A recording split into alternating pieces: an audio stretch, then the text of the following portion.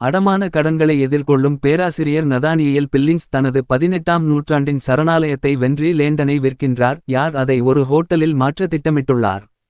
Billings அடித்தளத்தில் ஒரு ஆய்வகத்தில் பணியாற்றும் வகையில் விற்பனையின் ஒரு நிபந்தனையாக உள்ளது.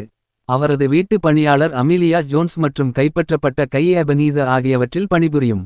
அடிமைத்தனமான பாய்ச்சல் ஆய்வகத்தில் பில்லிங்ஸ் சோதனைகளின் இயல்பை தொடங்குவது. போர் முயற்சிக்கு உதவுவதற்காக சூப்பர் ஹுமன்ஸ் ஒரு இனம் உருவாக்க மின்சாரம் பயன்படுத்த முயற்சிக்கிறது.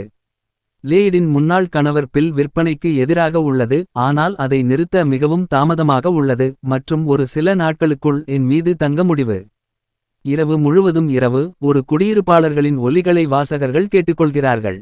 புதிய உரிமையாளரை பயமுறுத்துவதற்கான ஒரு திட்டத்தின் ஒரு பகுதியாக இது பில் சந்தேக நபர்கள்.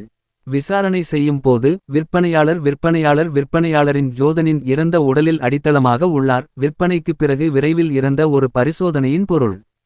இந்த கண்டுபிடிப்பு உள்ளூர் ஷெரிப் டாக்டர் ஆர்தர் லோரென்ஸிற்கு இந்த கண்டுபிடிப்பை தெரிவிக்கிறார்.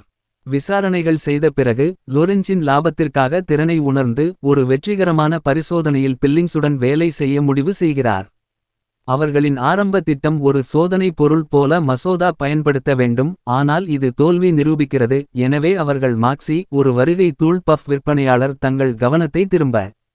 சோதனைகள் தொடங்கும் முன் இன்ஸ் விருந்தினர்களில் ஒருவர் கொல்லப்படுகிறார். பில்லிங்ஸ் மற்றும் லோரென்ஸ் மற்றொரு சந்திப்பு. ஜே. கில்பர்ட் பிராம்ப்டன் பிரேசில் அதிகாரிகள் விசாரணை செய்யப்பட்டுள்ள போலீஸ் அதிகாரிகள் ஆகியவை வழிநடத்தப்படுகின்றன. மேலி பாய் என்று திருடி விரும்பிய ஜோ என்று அழைக்கப்படும் ஒரு ஊடுருவலை தடுக்கிறது. பில்லிங்ஸ் மற்றும் லோரென்ஸ் மேக்ஸை தங்கள் பரிசோதனையை தொடங்க முடிவு செய்தால் அருகிலுள்ள ஏவுகலக்க ஆலைகளை வீசுவதன் மூலம் ஜோ நிறுத்த அவரை பயன்படுத்தலாம். இதற்கிடையில் பிராம்ப்டன் வெனி மற்றும் மசோதா அவர் அமெரிக்காவில் வரலாற்று சங்கம் ஒரு பிரதிநிதி என்கிறார். அங்கு ஏன் வாங்க ஆர்வமாக உள்ளது. போலீஸ் அதிகாரிகள் இறுதியில் வந்தவுடன் அவர்கள் வீட்டுக்கு வருகை மற்றும் வீட்டுக்கு இட்டுச் செல்லும் கைது. இறந்த உடல்கள் வாழ்க்கையில் மீண்டும் வந்து வெளிப்படையாக இடைநீக்கப்பட்ட அனிமேஷனில் இருந்த நிலையில் இருந்தன. போலீஸ் அதிகாரிகள் வீட்டிலுள்ள மக்களுடைய லண்டன் ஹைண்டிகிமாண்டி ஒரு உள்ளூர் மனநல நிறுவனத்திற்கு அனுப்புவதை தீர்மானிக்க முடிவு செய்துள்ளனர். இருப்பினும் லோரென்ஸ் நிறுவனத்தின் குழுவின் தலைவராக தன்னை வெளிப்படுத்துகிறார். இதனால் அவர்கள் சுதந்திரத்தை உறுதிப்படுத்துகின்றனர்.